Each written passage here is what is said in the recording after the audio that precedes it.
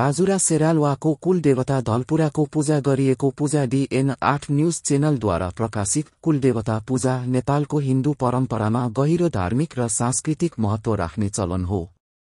कुलदेवता भन्नाले कुनै व्यक्ति, परिवार वा वंशको आराध्य देवतालाई जनाइन्छ। ती देवता जसलाई पितृहरूले पूजा गर्थे र जसको रक्षा, कल्याण र आशीर्वादको लागि सन्तानहरूले पूजा जारी राख्ने गर्छन्। कुलदेवता पूजाको विशेषताहरू: 1. वंशानुगत परम्परा। कुलदेवता पूजा वंश परम्पराले निर्धारण हुन्छ। एकै कुलका सबै सदस्यहरूले एउटै कुलदेवताप्रति श्रद्धा प्रकट गर्छन्। 2. पूजाको स्थान। प्राय कुलदेवताको मन्दिर वा थान गाउँघरमा वा पहाडी क्षेत्रमा अवस्थित हुन्छ। कतिपय परिवारमा त घरमै कुलदेवताको सानो थान बनाइएको हुन्छ। 3. विशेष अवसरहरूमा पूजा। दशैं, तिहार, नामकरण, विवाह, गृहप्रवेश जस्ता शुभ कार्यहरूमा कुलदेवताको पूजा अनिवार्य मानिन्छ। धेरैजसो कुलहरूमा वर्षमा एकपटक कुल पूजा गर्ने परम्परा हुन्छ, प्राय औँसी, संक्रान्ति वा नवरात्रको अवसरमा। 4. पूजाको विधि। कुल पुरोहित, पुजारीबाट विधिपूर्वक पूजन गरिन्छ। बलि दिने चलन पनि कतिपय कुलहरूमा रहन्छ, विशेष गरी बोका वा राँगा बलि। 5. कुलदेवताको हुन् भन्ने भिन्नता। विभिन्न जात-जाति र थर अनुसार कुलदेवता फरक हुन्छन्। उदाहरणका लागि, क्षेत्री समुदायमा कालिका, भैरव, बागेश्वरी आदि प्रख्यात छन्। नेवार समुदायमा पूजा, कुलदेव र लुकु देवताहरूको विशेष स्थान हुन्छ। तामाङ, मगर, राई, लिम्बू आदिमा पनि आफ्नै परम्परागत कुलदेवता हुन्छन्, यद्यपि पूजाको स्वरूप फरक पर्न सक्छ।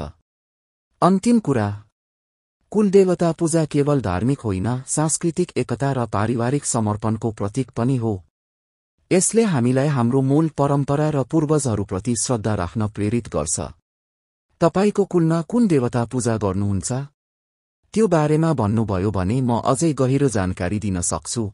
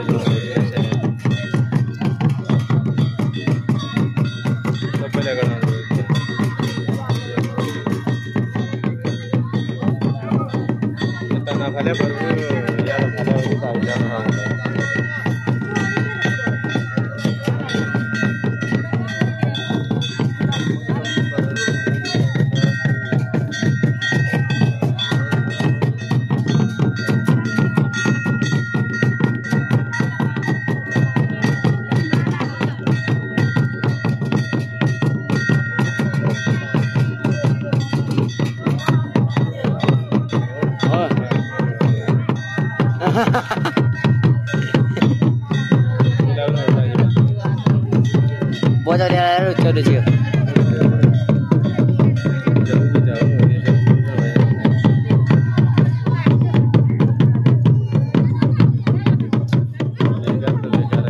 हातमा आएछ नि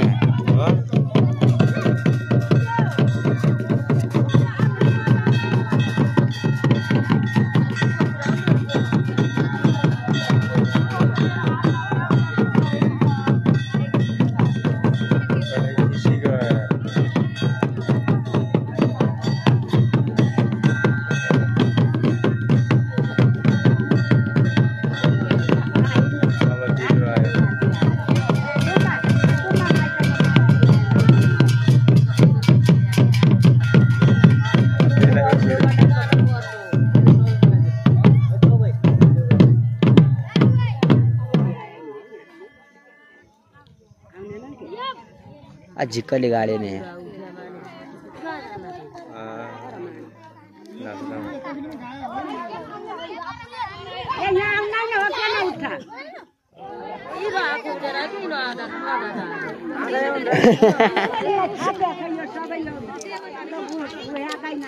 तुलाई हटाइदिए जाँदैन बजाउन अब कहिले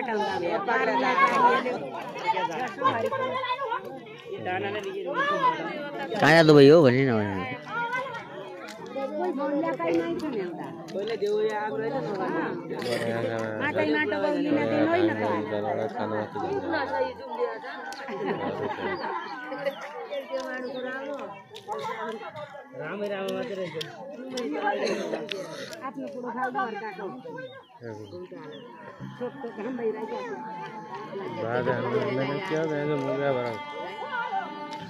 पनि भिनाजुका